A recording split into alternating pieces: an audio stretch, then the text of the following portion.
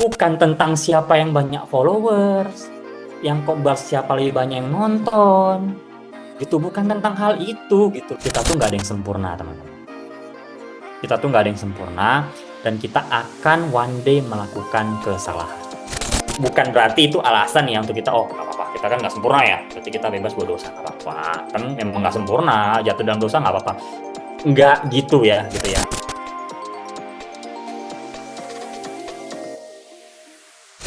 Firman Tuhan berkata, sebab engkaulah yang bentuk buah pinggangku, menenun aku dalam kandungan ibuku, aku bersyukur kepadamu, oleh karena kejadianku dahsyat dan ajaib, ajaib apa yang kau buat dan jiwaku benar-benar menyadarinya. Nah ini, dari ayat ini, kita udah jelas ya, kita bisa tahu kalau kita adalah pribadi yang berharga gitu ya. Kita tuh diciptakan serupa dan segambar dengan Tuhan.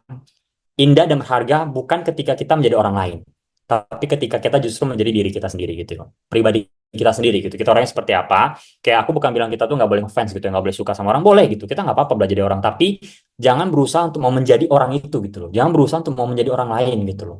Tetap menjadi dirimu sendiri nggak apa-apa gitu. Ambil pelajaran dari orang lain nggak apa-apa gitu. Tapi just be yourself juga gitu loh teman-teman. Karena di dunia ini kamu ya adanya kamu gitu, nggak ada yang 100% sama dengan kamu tuh nggak ada gitu. Jadi penting banget, dan Tuhan juga pengen untuk kita menjadi diri kita sendiri, karena Tuhan ciptain kita bukan untuk kita berusaha jadi orang lain. Tuhan ciptain kita justru untuk kita pengen jadi diri kita sendiri, untuk kemenangan sama Tuhan juga gitu. Dan ini hal yang pengen aku bahas sebenarnya. Aku ada bikin kontennya juga tadi pagi, tadi siang kalau nggak salah aku upload. Sebenarnya aku pengen, belum, aku tadi tuh nggak mau upload, pengen nanti setelah sharing di sini baru upload, tapi aku mikir udah nggak apa lah, upload dulu aja lah, mau tuh ada yang perlu dengerin gitu, mau Tuhan pakai dan gimana, ya udah aku share aja. Dan aku sharing ulang lagi di sini gitu ya, tentang ini menjadi diri sendiri penting, gimana caranya menyadari kalau kita tuh sangat berharga dengan cara melihat dan menyadari satu hal ini teman-teman. Aku awalnya tuh aku nggak nyadar, nggak menyadari hal ini gitu, tapi dengar renungan gitu ya, dengar khotbah, akhirnya aku sadar akan satu hal ini gitu. Kalau teman-teman baca gitu di kejadian 1 sampai kejadian 2 gitu ya, awal-awal di mana Tuhan tuh lagi menciptakan bumi. Terus setelah ciptain semuanya kan akhirnya dia dia setelah ciptain langit dan lain-lain itu kan, setelah itu dia baru ciptain kita gitu kan. Kalau teman-teman baca benar-benar, kita bisa tahu kalau pertama kali Tuhan tuh menyentuh bumi itu di saat dia menciptakan kita loh. Kalau dibaca baik-baik. Pertama kali Tuhan nyentuh bumi itu di saat dia ciptain kita gitu. Tahu dari mana? Kalau kita baca dari kejadian 1, itu ditulis gini, firmannya tulis gini, berfirmanlah Allah, jadilah ini.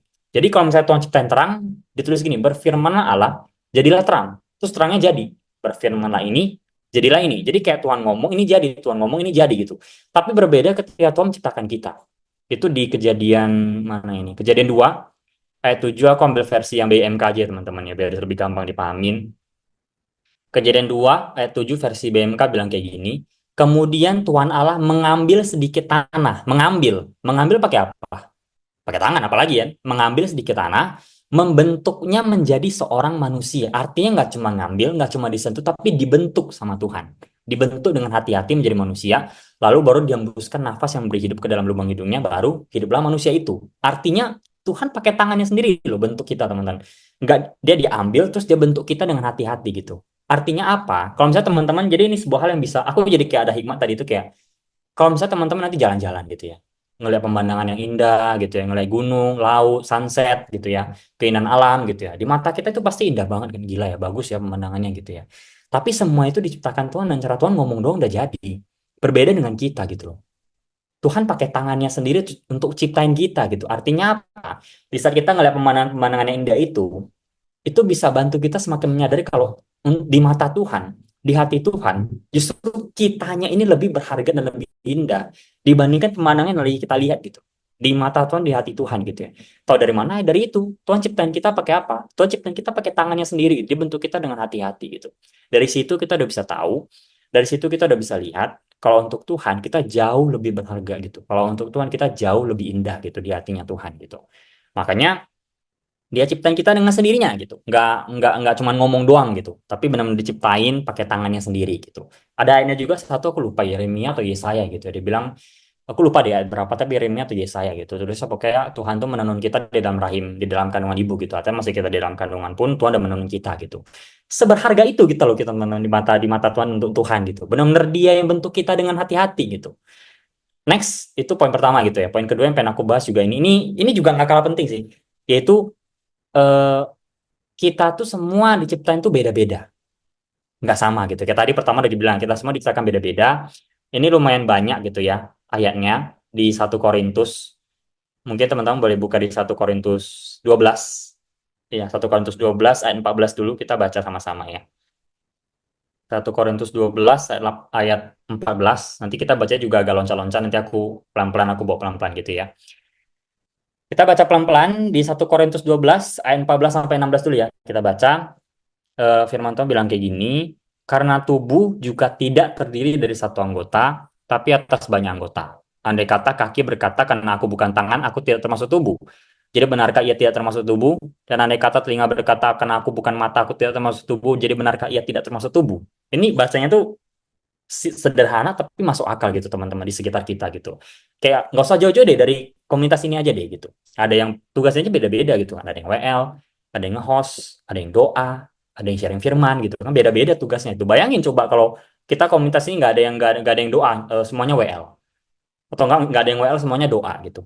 Susah juga gitu kan. Makanya perlu ada bagiannya masing-masing gitu. Jadi nggak usah iri gitu sama orang-orang yang nggak usah iri sama orang lain gitu loh teman-teman. Kita tuh ada sesuatu yang Tuhan taruh di dalam diri kita yang bisa kita lakukan gitu loh. Jadi nggak perlu iri sama orang. Kita misalnya ada orang yang gila ya dia nyanyi bagus banget tapi aku nggak bisa nyanyi. Ya udah nggak apa-apa. Memang itu mungkin panggilan Tuhan buat dia, panggilan Tuhan buat kita beda. Nggak usah iri, nggak apa-apa. Ya sederhana kalau secara tubuh ya mungkin dia tuh jadi mata. Yaudah kita jadi kaki aja nggak apa-apa. Karena kalau kita udah sungguh-sungguh menerima Yesus gitu, ya, mau sungguh-sungguh ikut Yesus udah bukan tentang kita lagi teman-teman.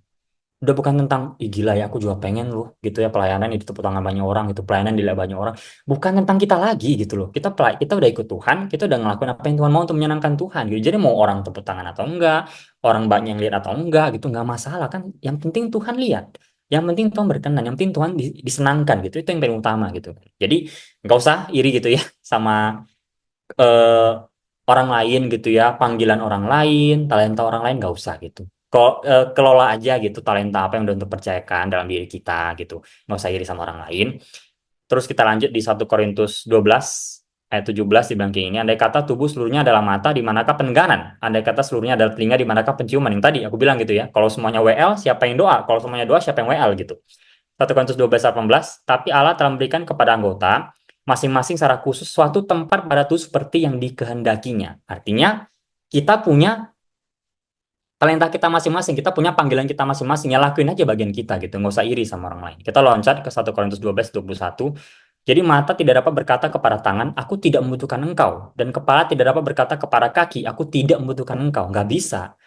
Dalam komunitas ini lagi sederhana gitu. Yang WL nggak bisa bilang aku nggak butuh orang doa gitu. Yang doa nggak bisa bilang aku nggak butuh orang sharing. Yang sharing nggak bisa bilang aku nggak butuh host gitu. Nggak bisa. Kita punya peran kita punya yang perlu kita lakukan dengan sendiri gitu. Nggak bisa nggak bisa dengan sendiri gitu loh teman-teman. 1 Korintus 12 25 juga bilang kayak ini. Supaya jangan terjadi perpecahan dalam tubuh, tapi supaya anggota-anggota yang berbeda itu saling memperhatikan. 1 Korintus 12 26 karena itu jika satu anggota menderita, semua anggota turut menderita. Jika satu anggota dihormati, semua anggota turut bersuka cita. Nah, ini yang paling penting gitu loh teman-teman. Menurutku yang tuh sekarang ini paling penting kenapa hamba Tuhan itu harusnya bukan saing-saingan kalau kata Pastor Christopher Tapero gitu. Hamba Tuhan itu harusnya bukan saling saing-saingan, tapi saling sayang-sayangan harusnya gitu. Jadi bukan tentang siapa yang banyak followers, yang khotbah siapa lebih banyak yang nonton, gitu. Bukan tentang hal itu gitu loh. Kita bukan saling adu mengadu dalam hamba Tuhan dalam pelayanan gitu. Kita nggak saling adu mengadu. Kita tuh saling melengkapi untuk memuliakan Tuhan. Itu yang tujuan kita gitu. Bukan saling berlomba-lomba gitu. Karena ada loh dari kita tuh kadang dan aku pribadi pun pernah gitu loh. Ada pikiran yang sesesat itu gitu loh. Melihat hamba Tuhan yang dipakai Tuhan lebih luar biasa, aku bisa iri. Ada kesesatan itu gitu dalam diri aku gitu. Dan puji Tuhan Tuhan sadarin. Jadi bisa bertobat gitu. Bukan untuk kayak gitu, biarin aja kalau emang Tuhan pakai dia, ya udah, itu puji Tuhan dong. Kalau kita misalnya iri sama orang lain yang dipakai Tuhan secara luar biasa, berarti hati kita bukan untuk Tuhan. Hati kita mikirinnya diri kita sendiri, karena kita pengennya kita yang dipakai Tuhan. Padahal mau siapapun yang dipakai Tuhan, selama nama Tuhan dimuliakan, itu udah lebih dari cukup kan harusnya. Nggak masalah mau siapa yang dipakai, nggak masalah mau siapa hamba Tuhan yang selama Tuhan dimuliakan, itu lebih dari cukup gitu. Jadi jangan sampai kita malah sesama hamba Tuhan gitu ya, sesama pelayanan, kita malah saling saling senggol-senggolan, saling ngadu-mengadu, saling lomba-lombaan, kita harusnya saling melengkapi gitu loh, saling mendukung, saling mensupport gitu loh. Jadi bukan untuk saling saing-saingan gitu, bukan kayak gitu gitu teman-teman. Dan ini poin yang aku juga pengen bahas tentang bicara menjadi diri sendiri. Mungkin ini sebuah hal yang apa ya? Yang untuk aku pribadi pun bahkan sampai detik ini aku masih susah. Masih butuh proses untuk bisa menerima ini. Masih butuh proses gitu ya untuk bisa menjalani ini. Yaitu tentang bicara tentang otentik menjadi diri sendiri itu adalah kita harus juga belajar untuk percaya dan juga belajar menerima kalau kita tuh nggak ada yang sempurna teman-teman. Kita tuh nggak ada yang sempurna dan kita akan one day melakukan kesalahan. Itu yang paling itu juga penting menurut aku gitu. Karena bicara tentang menjadi otentik itu bicara tentang bukan berarti kita lah orang yang hanya karena kita udah menerima Yesus gitu ya sebagai Tuhan dan Juru Selamat, itu nggak bikin kita jadi orang yang sempurna. Nggak bikin kita jadi orang yang nggak akan pernah ngelakuin kesalahan, nggak akan pernah jatuh, nggak akan, no. Kita tetap orang yang nggak sempurna gitu loh. Kita akan bisa ngelakuin kesalahan juga, kita akan bisa jatuh gitu. Kita harus belajar untuk menerima dan percaya itu gitu loh teman-teman. Kenapa? Karena terkadang dari kita ada yang mungkin aku pribadi juga dulu gitu, kayak aku bisa benci dan kesal sama diri aku di saat aku ngelakuin kesalahan. Dan teman-teman, kalau setiap kali kita ngelakuin kesalahan, kita benci sama diri kita akan terus membenci diri kita seumur hidup kita, teman-teman. Karena seumur hidup kita akan terus ngelakuin kesalahan gitu. Bukan berarti itu alasan ya untuk kita, oh, nggak apa-apa, kita kan nggak sempurna ya, berarti kita bebas buat dosa, nggak apa-apa. Kan memang nggak sempurna, jatuh dalam dosa nggak apa-apa. Nggak gitu ya, gitu ya. Jadi hanya karena kita nggak sempurna, hanya karena Tuhan Maha Pengampun, bukan berarti itu jadi izin untuk kita buat dosa. No, kita justru dengan kita benar-benar percaya Tuhan, kita benar-benar mengasihi Tuhan, kita justru mau lebih sungguh-sungguh menjadi dosa gitu. Tapi kita masih bisa jatuh gitu. Di saat kita jatuh pun, percayalah Tuhan juga gak benci sama kita, teman-teman. Tuhan juga nggak marah, Tuhan juga nggak ninggalin kita kalau kita jatuh ngelakuin kesalahan gitu. Dari mana kisahnya? Yang paling apa ya? Yang lagi memberkati aku banget tuh kisah Petrus. Kalau teman-teman tahu kisah Petrus, saya tahu lah ya. Kisah Petrus yang dimana dia tuh menyangkal Yesus 3 kali. Setelah dia menyangkal Yesus 3 kali kan, Yesus disalibkan. Terus pas setelah disalibkan Yesus bangkit. Coba deh tebak teman-teman. Pas Yesus bangkit, Petrus dulu yang datang menemui Yesus atau Yesus yang datang menemui Petrus? Jawabannya, Yesus yang datang menemui Petrus. Dan bahkan kalau kita baca teman-teman di Yohanes 21 ya, Yohanes 21 ayat 7, kita mungkin boleh buka dulu ya. Di Yohanes 21 ayat 7, Yohanes 21 ayat ke-7. Oke. Yohanes 21 ayat 7 firman Tuhan bilang kayak gini, maka murid yang dikasih Yesus itu berkata kepada Petrus, itu Tuhan. Ketika ini uniknya teman-teman. Ketika Petrus mendengar bahwa itu adalah Tuhan, maka ia mengenakan pakaiannya, sebab ia tidak berpakaian, lalu terjun ke dalam danau gitu. Petrus tuh ketika lihat Yesus, dia lari, teman-teman. Dia lari, dia terjun ke dalam danau karena nggak mau ketemu Yesus, dia lari gitu loh. Kenapa? Karena dia habis menyangkal Yesus 3 kali gitu kan. Dia lari dari dia lari dari Yesus gitu. Terus di Yohanes 21 ayat 15 dibilang kayak ini. Sesudah sarapan, Yesus berkata kepada Simon Petrus, Simon anak Yohanes, apakah engkau mengasihi aku lebih daripada mereka ini? Jawab Petrus kepadanya, benar Tuhan, engkau tahu bahwa aku mengasihi engkau. Kata Yesus kepadanya, gembalakanlah domba-dombaku. Ini ayat yang, apa ya, mungkin udah sering dibahas sama orang-orang ya. Mungkin udah nggak asing lagi buat teman-teman juga gitu, tentang yang, apa, Tuhan Yesus nanya ke Petrus gitu ya, engkau mengasihi aku enggak gitu kan? Petrus bilang, iya aku mengasihi 3 kali lah, Indian kan. Terus Yesus bilang, gembalakanlah domba-dombaku gitu. Dia ini mungkin apa ya, ada satu hal yang mungkin jarang disadari gitu loh sama kita teman-teman, mungkin jarang, mungkin suka kadang kita baca kelewat gitu, kelewat kata-kata ini gitu pas kita baca ayat ini gitu. Kata-katanya tuh di awal kalimat tadi yang aku baca teman-teman di Yohanes 21 ayat 15 gitu. Kata-kata ini sesudah sarapan, sesudah sarapan, artinya kan berarti Yesus nih sarapan dulu sama Petrus nih. Meskipun Petrus menyangkal Yesus, Yesus masih mau sarapan sama Petrus. Mungkin kedengarannya kayak aneh, sarapan kenapa ya? Emangnya sarapan gitu kan? Sarapan ya biasa aja. Aku coba ditanya teman-teman. Teman-teman kalau misalnya ada orang yang nyakitin teman-teman, nyakitin hati teman-teman, melukai hati teman-teman, mungkin menyangkal, berbohong, mencuri, fitnah, apapun deh, menyakiti teman-teman. Emang teman-teman mau sarapan sama dia? Kita nggak sarapan sama sembarangan orang, teman-teman. Kalau ada orang yang teman-teman kesel, teman-teman benci, atau bahkan yang mungkin menyakiti hati teman-teman, bikin hati teman-teman luka nih, yakin mau sarapan sama dia? Sarapan bareng nih, sarapan bareng, duduk sarapan bareng dia. Nggak usah sarapan lah, ketemu aja kadang nggak mau kan? Nggak usah jauh-jauh lah, nggak usah sampai sarapan. Kadang ketemunya kita nggak mau gitu. Apalagi sarapan.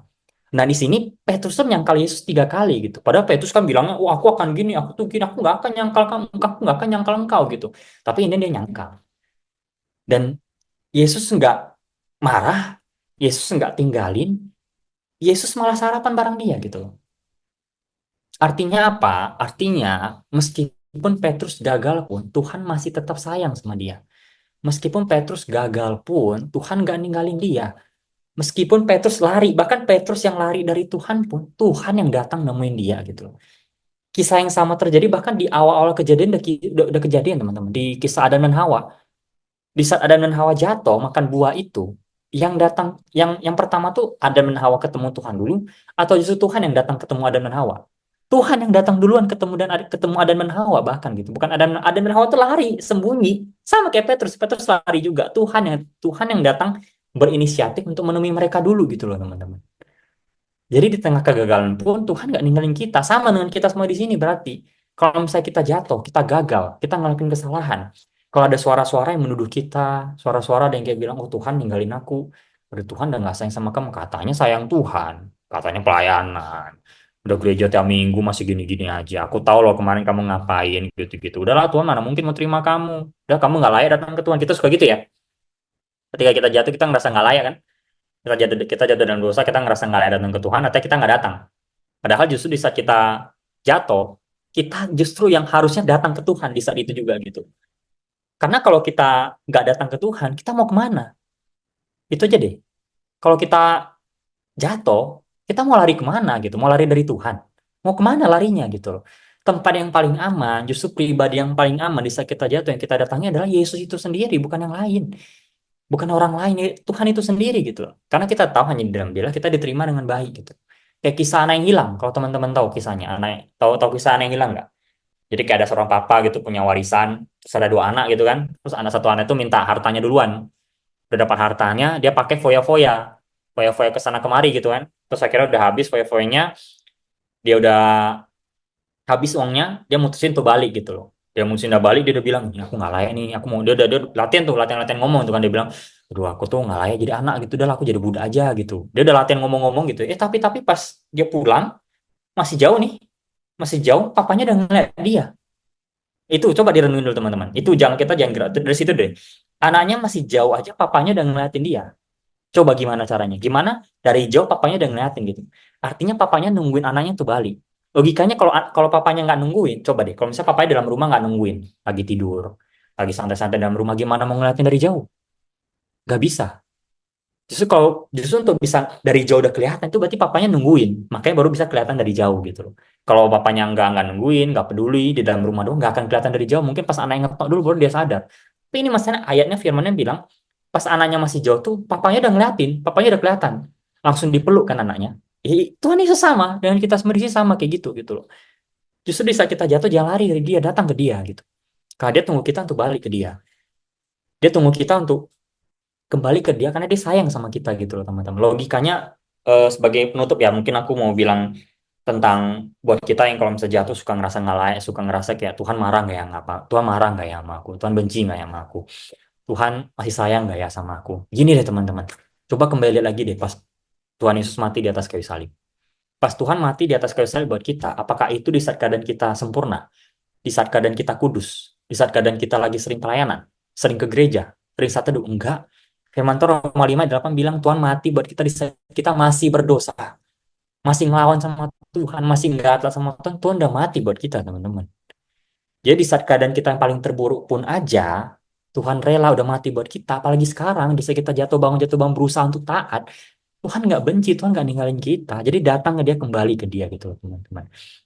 Dengan begitu kita akan punya rasa secure dan keberanian untuk menjadi diri kita sendiri aja nggak apa-apa gitu loh. Kita nggak apa-apa karena kita nggak sempurna, kita terima itu. Karena meskipun aku jatuh, aku ada Tuhan yang nggak ninggalin nggak aku. Meskipun aku jatuh, aku ada Tuhan yang nggak ninggalin aku. Kita bisa punya rasa aman itu untuk menjadi diri kita sendiri gitu. Itu juga yang memberanikan aku untuk, karena aku tuh nggak enakan orangnya teman-teman. Aku suka menaruh standar yang sangat-sangat tinggi gitu ya. Kayak aku tuh nggak boleh ngelakuin kesalahan ini itu gitu. Akhirnya ya udah aku jatuh terus, sedih, nangis gitu ya, sedih, oh tertuduh gitu lah pokoknya gitu. Tapi setelah aku belajar menerima, aku tuh nggak sempurna loh. Ya loh, aku tuh bisa jatuh loh. Tapi meskipun aku jatuh, Tuhan nggak ninggalin aku gitu. Jadi kayak ada rasa secure-nya itu loh teman-teman. Ada rasa amannya untuk berani jadi diri kita sendiri gitu. Untuk jadi otentiknya gitu loh teman-teman. Nggak ada rasa takutnya jadinya. Karena bersyukur punya Tuhan yang nggak ninggalin kita gitu loh. Itu aja ya, mungkin ya. Aku berdoa semoga bisa memberkati teman-teman semuanya. Aku rangkum singkat aja tentang menjadi otentik dari yang aku pesenin.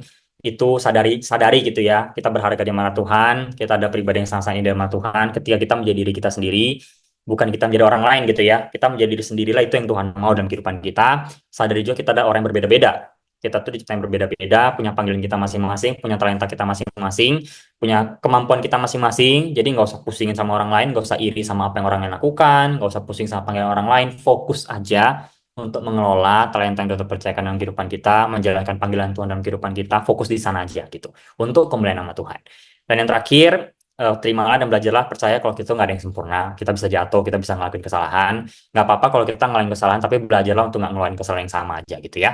Bukan berarti karena kita nggak sempurna, kita nggak peduli gitu ya. Oh nggak apa-apa deh, aku ngelakuin kesalahan aja nggak apa-apa gitu. Kalau misalnya ada orang yang terluka gitu, kita sorry lah kan aku nggak sempurna, mau gimana? Nggak gitu. Kita meskipun nggak sempurna, kita bisa jatuh, nggak apa-apa. Tapi kita harus belajar untuk nggak ngulangin kesalahan yang sama terus-menerus gitu kan. Ya kesalahan kan untuk kita belajar ya. Kalau kita jatuh, kita buat kesalahan itu tujuan untuk kita bisa belajar. Ya masa ya kita jatuh, belajar, kita ulangin lagi. Jatuh, belajar, ulangin lagi. Apa yang kita pelajari kalau gitu? Jatuh terus gitu kan. Gak ada yang kita pelajari jatuhnya gitu. Jadi bukti kita benar-benar belajar dari kesalahan kita nggak ngulangin lagi gitu. Tujuan minta maaf juga itu kan. Kita minta maaf untuk kita belajar nggak ngulangin lagi gitu. Kalau kita jatuh, sorry ya, gitu. Jatuh lagi, sorry ya. Jatuh lagi, sorry ya. Bingung orangnya gitu loh yang kita minta maaf ini benar-benar merasa bersalah nggak sih? Sama Tuhan juga sama kan? Kita jatuh, sorry ya Tuhan. Jatuh, sorry ya Tuhan. Jatuh lagi, sorry ya Tuhan. Ini juga bingung, ini benar bersalah atau enggak gitu. Benar-benar berduka sama dosanya atau enggak gitu loh. Benar-benar menyesal sama dosanya atau enggak gitu. Karena firman Tuhan bilang duka cita yang Tuhan kehendaki, duka cita yang hasilin pertobatan. Jadi kalau benar-benar menyesal, benar-benar menyesal sama dosa yang kita lakukan, berduka sama dosa yang kita lakukan, menyesal sama kesalahan yang kita lakukan, ya tunjukkanlah gitu dengan cara kita mau belajar dari kesalahan itu dan nggak ngulangin lagi kesalahan yang sama gitu ya. Oke, kalau gitu mari kita bersatu dalam doa. Bapa kami yang di surga, kami bisa bersyukur Tuhan untuk kebaikan-Mu, anugerah pada hari ini Tuhan. Kami bersyukur pada hari ini kami dapat kesempatan bisa mendengarkan isi dari Tuhan, bisa mendengarkan firman Tuhan juga pada malam ini. Tuhan, kami mau sama-sama berdoa, kira firman yang kami dengarkan sama-sama Tuhan pada hari ini, nggak cuma kami dengar saja Tuhan, tapi kira berikan kami kekuatan Roh Kudus untuk mau sungguh-sungguh menghidupinya, sungguh-sungguh mentahirinya Tuhan, bisa belajar Tuhan untuk berani menjadi diri kami sendiri Tuhan, gak usah pusingin sama apa yang orang lain kerjakan, apa yang orang lain lakukan, fokus mengelola dengan baik aja Tuhan, apa yang sudah Tuhan percayakan kepada kami, talenta apa yang Tuhan percayakan kepada kami, mampukan kami Tuhan untuk bisa mengelola dengan baik Tuhan untuk kemenangan Tuhan. Terima kasih untuk firman-Mu Tuhan, terima kasih untuk kesempatan pada hari ini. Kami sangat bersyukur kepadamu Bapa, di dalam nama Yesus Kristus kami berdoa. Haleluya. Amin.